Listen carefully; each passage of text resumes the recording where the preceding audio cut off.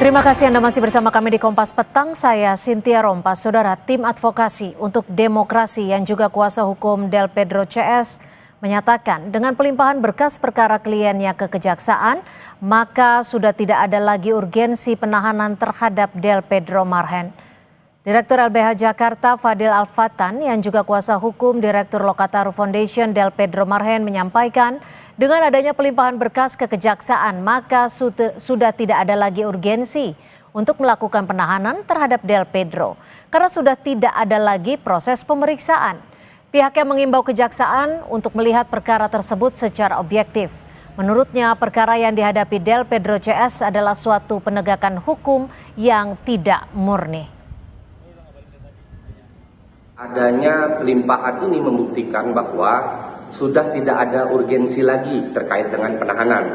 Karena asumsinya ketika berkas itu dilimpahkan, baik itu tahap 1 maupun tahap 2, maka sudah tidak ada lagi proses pemeriksaan. Bahwa perkara ini adalah suatu penegakan hukum yang tidak murni, tapi adalah upaya perburuan kambing hitam dalam berbagai dugaan kerusuhan pada Agustus lalu. Dikutip dari akun media sosial Kontras, disebutkan masih ada 2 orang hilang yang hingga kini belum kembali. Dalam keterangannya, 2 orang yang masih hilang adalah M. Farhan Hamid yang hilang sejak 29 Agustus 2025 dengan lokasi terakhir di Brimob Kuitang, Jakarta Pusat. Serta Reno Syahputra Dewo yang hilang sejak 29 Agustus dengan lokasi terakhir di Brimob Kuitang, Jakarta Pusat. Kakak M. Farhan menyatakan sebelum hilang, adiknya ikut unjuk rasa atas tewasnya ojek daring Afan. Saya diajak sama dia kan, mau ikut nggak mas ke Kuitang? Saya tanya ada apa di sana kan? Dia bilang demo. Kalau ke orang tua sendiri, dia kalau ke orang tua dia bilangnya sih ikut mau mengikuti pemakamannya Afan. Keberadaan Reno Syahputra Dewo dan Muhammad Farhan Hamid hingga kini masih belum diketahui. Keduanya terakhir terlihat saat demo di Brimob Kuitang pada 29 Agustus lalu. Kita akan membahasnya bersama penasehat Kapolri Arianto Sutadi dan juga Usman Hamid, Direktur Eksekutif Amnesty International. Selamat petang Pak Arianto. Mas Usman, terima kasih sudah bergabung bersama kami di Kompas Petang. Pak Arianto, ini terkait keberadaan 2 orang yang dinyatakan masih hilang ini. Apakah Pak Arianto juga sudah memperoleh informasi terakhir terkait dengan proses dan juga update pencariannya oleh pihak kepolisian? Ya, saya tadi sempat menanyakan juga ya di Polda Metro. Dan kabarnya memang tadinya kan dari 3, 1 udah ketemu. Kemudian yang 2 ini masih dilacak. Dan sekarang ini kan Polda Metro menggunakan pakai IT ya, pelacakannya itu ya. Dari 2 itu selama ini yang satunya dulu pernah terlihat di suatu tempat gitu. Tapi kemudian dilacak kembali, kemudian tidak ada. Nah kalau yang satu itu sama sekali belum pernah terlacak dari IT itu. Sehingga ya sampai sekarang masih tetap didalami terus, tapi sampai sekarang belum ada hasilnya untuk yang 2 itu. Jadi artinya untuk Farhan dan Reno tidak ada deteksi keberadaan. Apakah dari ponselnya bisa dideteksi keberadaannya, Pak Arianto? Saya tidak tahu persis ya, saya tidak menanyakan ke situ. Hanya tadi mengatakan bahwa yang satu itu sempat terdeteksi ya dengan pakai pencarian jejak melalui IT ya. Itu pernah terlihat di satu tempat gitu ya. Gitu. Dan kemudian tapi kalau yang satu lagi belum pernah sama sekali terdeteksi dari itu. Itu terakhir terlihat di mana terdeteksinya Pak Arianto? Dan ini Reno atau Farhan? Sama kan dua-duanya sama dari Kuitang itu ya. Betul, saya nggak begitu tahu, Mbak. Sorry, saya nggak menanyakan sedetail itu. Tapi terakhir terlihat informasi yang Pak Arianto dapatkan apakah di Kuitang atau sudah ada di daerah lain? Enggak, di tempat lain. Di tempat lain. Ya. Di mana itu lokasinya Pak Arianto? Enggak tahu saya, karena penyidik kan nggak beritahu. Hanya dia pernah terlihat dari rekaman IT yang ada. Baik, Mas Usman, kalau dilihat ini kan hampir 2 bulan ya, 1 bulan lebih. Apa yang salah dari proses pencarian ini? Apakah memang prosesnya yang bisa dikatakan rumit atau ada hal yang belum dilakukan sehingga dua orang ini masih hilang? Itu pertanyaan yang sangat penting ya. Saya kira tidak mudah untuk menjawabnya. Yang pasti keberadaan mereka terakhir di Kuitang, yaitu di depan markas Brimob, itu mengkonfirmasi bahwa mereka memang benar-benar pernah ada dan ikut di dalam unjuk rasa di depan Makobrimob di Kuitang. Apakah mereka di dalam unjuk rasa itu ikut ditangkap, ataukah mereka mengalami kekerasan oleh pihak lain, atau penjelasan lain, itu yang sampai hari ini belum bisa kita ketahui. Dalam satu pekan pertama, Kontras, LBH, dan lainnya mencoba menelusuri itu lewat berbagai cara, termasuk saksi-saksi yang ada di lokasi. Sejumlah saksi, bahkan juga ditemui oleh sejumlah media massa seperti Harian Kompas, membenarkan keberadaan Muhammad Farhan Hamid di Kuitang dalam unjuk rasa tersebut, dan juga Reno Saputra Dewo yang juga berada di sana. Bahkan kalau tidak salah, Farhan sempat meminta bantuan dari posko medis yang ada di sekitar Kuitang. Memang hari itu adalah hari di mana banyak sekali mata tertuju pada markas Brimob, terutama karena kematian Afan Kurniawan yang malam sebelumnya dilindas oleh kendaraan taktis. Nah, dalam sepekan terakhir, Amnesty, Kontras, LBH, Imparsial, PBHI, dan lain-lainnya sempat mencoba menelusuri kembali dengan meminta keterangan atau bertemu dengan jajaran Polda Metro Jaya. Bahkan dalam beberapa hari lalu kami sempat bertemu dengan Kapolda, Wakapolda, dan juga direktur-direktur di Polda Metro Jaya, baik itu yang berurusan dengan kriminal umum, berurusan dengan cyber, maupun juga berhubungan dengan bidang lainnya. Yang saya kira kalau tidak salah dalam pertemuan itu Pak Kapolda sempat menyampaikan bahwa salah satu dari dua orang yang masih hilang mulai bisa terlacak keberadaannya.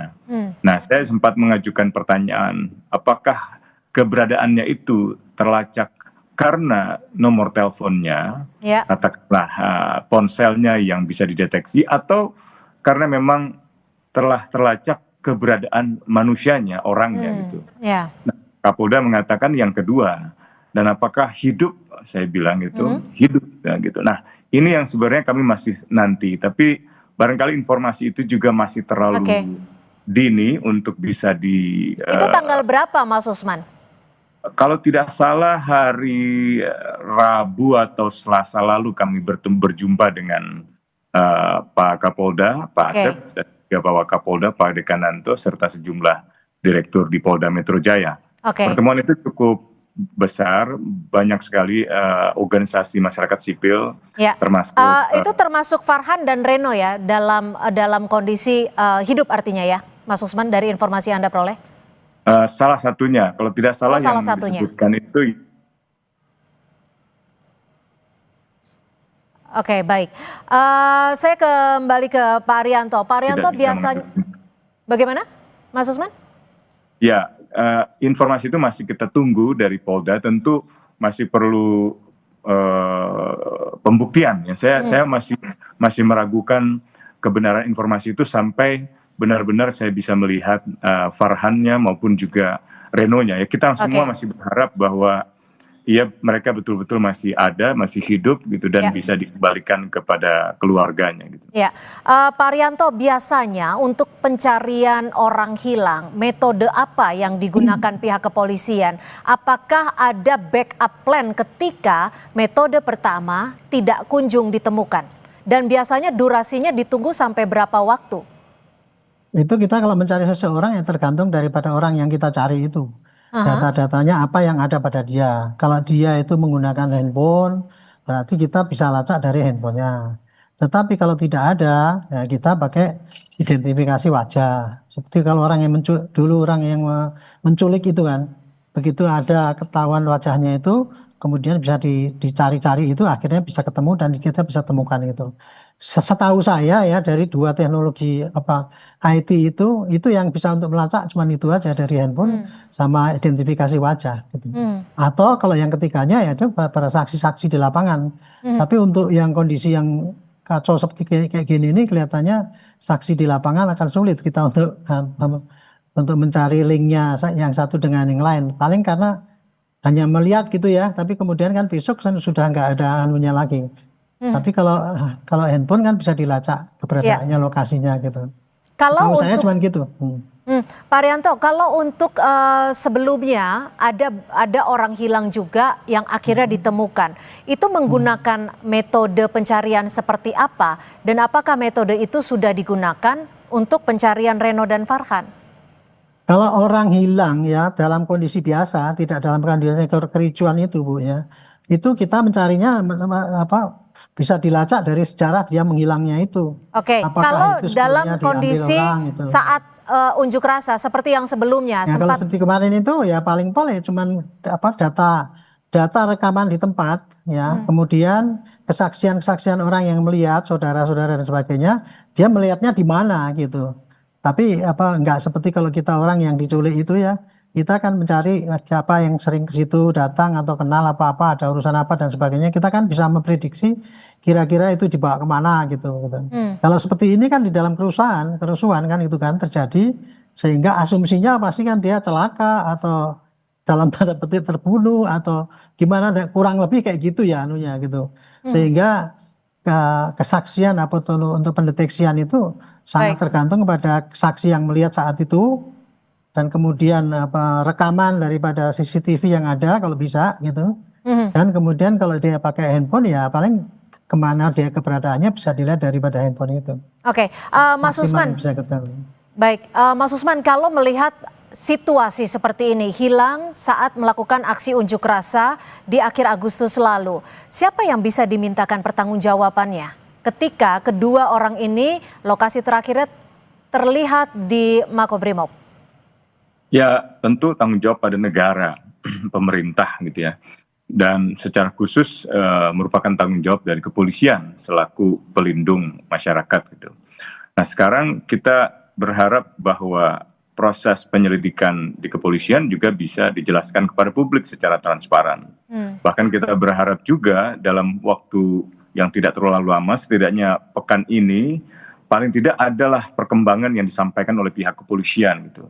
Karena dalam satu pekan pertama ketika mereka hilang, saya cukup skeptis karena telepon seluler mereka berdua itu mati persis di lokasi kejadian gitu. Artinya tidak ada lagi jejak yang bisa kita ketahui gitu. Meskipun belakangan kasus Bima yang ditemukan di Malang kalau tidak salah, itu memunculkan harapan ya bahwa bisa saja handphonenya tertinggal, terjatuh gitu. Kan di antara sekian banyak orang yang terlibat di dalam aksi demonstrasi, ada yang damai, ada juga yang menggunakan kekerasan, tentu situasinya tidak terkendali. Bisa saja telepon seluler itu terjatuh, bisa juga telepon seluler itu hilang. Tapi dalam skenario yang terburuk bisa saja mereka terbunuh gitu oleh situasi yang memang ketika itu sangat panas di depan Makobrimob di Kuitang gitu. Nah, informasi yang kami ketahui sepekan terakhir ini cukup memberi harapan itu. Meskipun kami masih merasa sebaiknya Polda yang menjelaskan kepada publik bagaimana informasi yang mereka dapatkan, karena mereka lah yang melakukan penyelidikan dan penelusuran informasi tentang keberadaan mereka dan juga nasib mereka. Oke. Mas Usman, kalau tadi Anda menyebutkan bahwa berbagai kemungkinan bisa saja terjadi, bisa juga terjadi akibat terbunuh kemungkinan saja. Lalu jika ada kemungkinan tersebut, bukankah seharusnya bisa diketahui keberadaan jenazahnya? Nah, itu yang sering kali muncul dalam pertanyaan tentang kasus orang hilang gitu. Kita tidak pernah bisa menyimpulkan orang yang hilang itu terbunuh, mati, karena tidak pernah ada jasadnya maksud saya. Tapi juga kita tidak bisa mengetahui nasibnya itu hidup atau mati gitu. Dan keberadaannya pun kita tidak bisa ketahui. ini satu kasus yang sangat spesifik, sangat unik, yang berbeda dengan kasus kematian atau penyiksaan atau penculikan biasa. Ini kasus yang bisa dikatakan mengandung pelanggaran hak asasi manusia yang berlapis gitu. Orang tidak bisa berkomunikasi dengan keluarga, orang tidak bisa mengakses pengacara, atau orang tidak bisa mengetahui hal-hal yang ada di luar dunianya, rohaniawannya, keluarganya, dan seterusnya. Jadi saya tidak bisa mengambil kesimpulan yang konklusif, yang final gitu ya. Apakah ia benar-benar masih ada dan hidup? Tentu itu harapan kita semua, ia ada dan masih hidup gitu. Tapi saya juga nggak bisa memastikan bahwa mereka misalnya terbunuh, karena belum ada semacam circumstantial evidence gitu, bukti-bukti yang setidaknya bisa menunjukkan bahwa mereka benar-benar katakanlah terbunuh misalnya. Yang pasti investigasi Kontras, LBH, termasuk investigasi harian Kompas menunjukkan bahwa memang mereka benar-benar ada. Di kepolisian juga demikian, hasil pelacakan ponsel mereka, mereka benar-benar ada di lokasi dan mati nomor teleponnya di hari keberadaan 29 mereka. Agustus 2025. Pak Arianto, jika memang negara seharusnya bertanggung jawab, dalam hal ini juga pihak kepolisian, lalu seperti apa pertanggungjawaban yang sudah dilakukan khususnya dari Polri sendiri, dan seperti apa bentuk transparansinya? Ya, jadi itulah beratnya tugas polisi ya. Polisi kadang-kadang dikasih kewenangan banyak banget gitu ya. Wah, dia berlomba-lomba mencari kewenangan. Tetapi di belakang itu kan dimintai tanggung jawab. Nah, kalau ada orang hilang itu ya polisi harus bertanggung jawab itu. Dia harus bisa menjelaskan orangnya itu hilangnya kemana, apa mati, apa diculik, atau kemudian dihilangkan kan gitu. Itu tanggung jawab polisi untuk menjawab gitu.